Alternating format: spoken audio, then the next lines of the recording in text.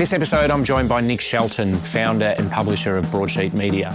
Nick started Broadsheet as a 25-year-old, having returned from London with an idea about how to get the most out of his city. I managed to get a $20,000 loan from the bank, and I used that to build a website and build a brand.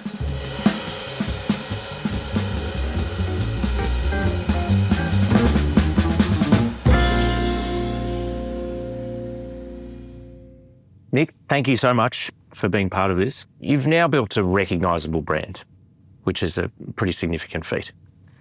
But for those that don't know, how did it come to be? It was really just like saying to myself, we're doing it, and beginning. So I managed to get a $20,000 loan from the bank, and I used that to build a website and build a brand.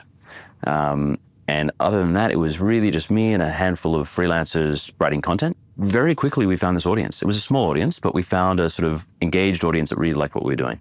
And off the back of that, we got a little bit of advertising from the National Gallery of Victoria.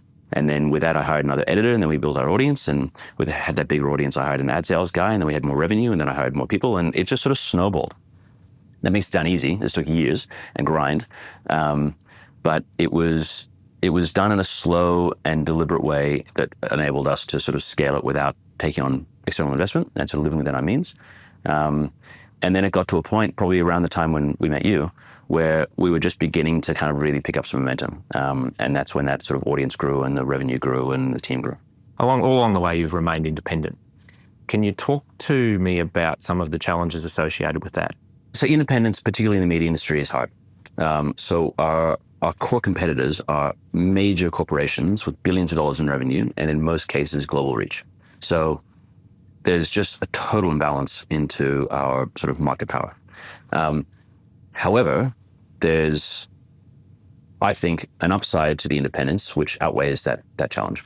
And it also, at the end of the day, makes us way faster and way more agile. And I think in the media industry, over the last 10, 15 years, and I think even more so going forward, adaptability and agility is like a superpower. Like that's, we're not trying to turn the Titanic every time we have to change something.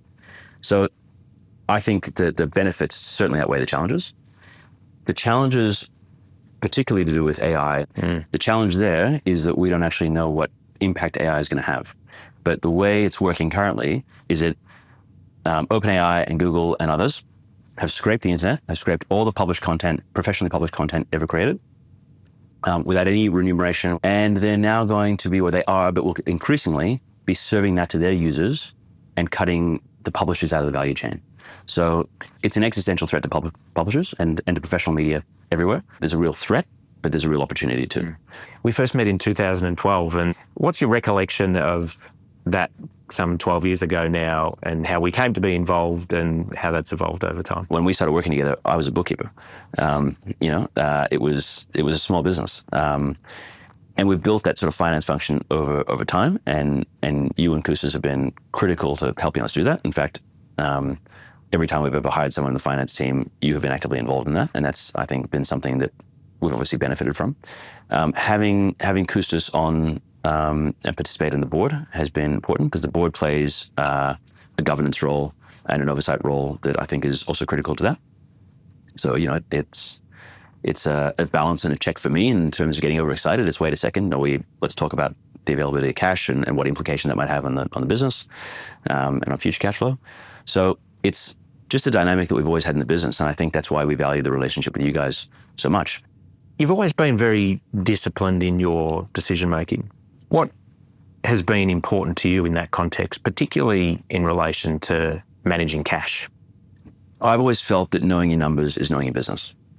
It's just the way I've started this thing. It helped, speaking of Dad, that he was an investment banker, so he very much instilled that discipline in me. One of the first things I had to know how to do to run a business was to read a P&L and read a balance sheet, even before we had revenue or cost. So that was important. Also, because our independence is important to us, we've never raised money. And the only way we've been able to build a business like that is to live within our means. So we're making sure that our cost doesn't outrun our revenue at any point. And that's something that I've been able to instill as a sort of culture within the business, which is good. Sometimes, though, as you well know, is we make big bets and we get excited about something and we think this is the future of where we're going to go, and we have to sort of invest ahead. In that case, forecasting becomes something we take very seriously. Understanding the ROI expectations is something we take very seriously.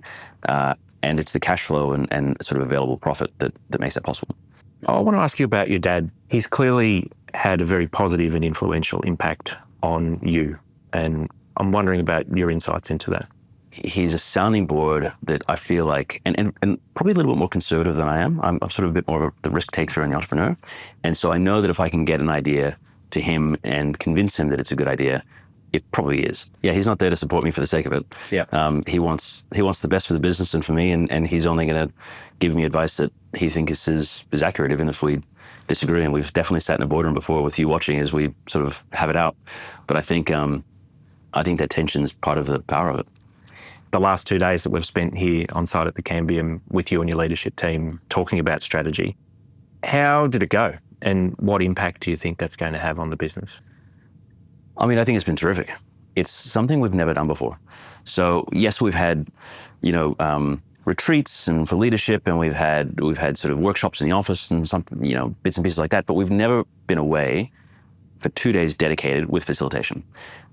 Being at the Cambium as well has meant that we have had just the most incredible environment. It's like a bubble. So we've got the whole place to ourselves. We're in this wilderness. We've got boardrooms and kitchens and facilities, but also we've got, some of the best work we did was over the dinner table or staying around by the fire having a cocktail. What it's meant for us, though, is that we have now come away with a one-page strategy, which is literally an artifact that I think is going to be so powerful. What's more is that in an entrepreneurial business, I find that sometimes I can feel like it's up to me to come up with all the ideas and then provide that to the team for them to implement. But what we have now is a strategy that the team have heavily influenced and participated in, and therefore bought into. And with the one-page artifact, we can now take that back to our team, and I think that's going to be an incredible tool to communicate with the team. We haven't even left, we're still here. But I just can't wait to get back to the team and the business and the office and start rolling this out, because I think it's going to be amazing. You've been very generous with your time. Thank you so much. It's a real privilege to be involved. Absolutely. Thank you so much. Thanks again. Thanks, man. Cheers.